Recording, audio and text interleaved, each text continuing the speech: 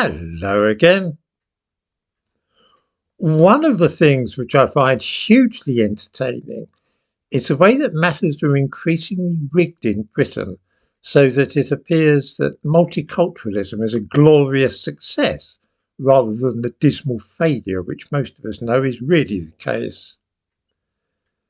This kind of fixing the deck before the deal by means of false shuffles and keeping a few aces up the sleeve is so widespread and common these days that glaringly obvious examples leap out at one every day. The latest being, of course, the 4 individuals shortlisted for the prestigious Turner Prize. Since we all know that white men were dominant in art for centuries in this country, a clear case of cultural imperialism and white supremacy if ever I saw one, the aim of the Turner Prize is to redress the balance a little and ensure that ethnic minorities, women and those suffering from disabilities are able to enjoy their hour of fame.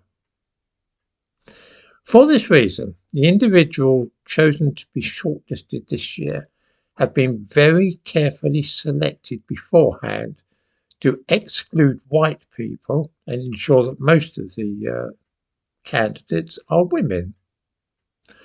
One is a learning disabled black woman in Scotland who has never learnt to speak, or to use the current euphemism, has limited verbal communication.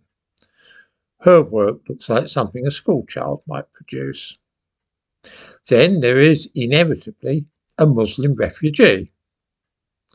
Next up is a dark-skinned woman whose work explores the Jamaican subculture. Of course, when I say woman, that is rather presumptuous of me, for they identify as non-binary, which means that they cannot make up their mind if they are actually a man or woman. Finally, we have a Korean woman. Notice how precisely this has all been choreographed, so that a spectrum of ethnicity, nationality, gender and intellectual ability are displayed. Does any of you really think that this was all purely coincidental and that the shortlist was honestly compiled on artistic merit? Does anybody think that it was likely that a white person, let alone a white man, would end up on that shortlist?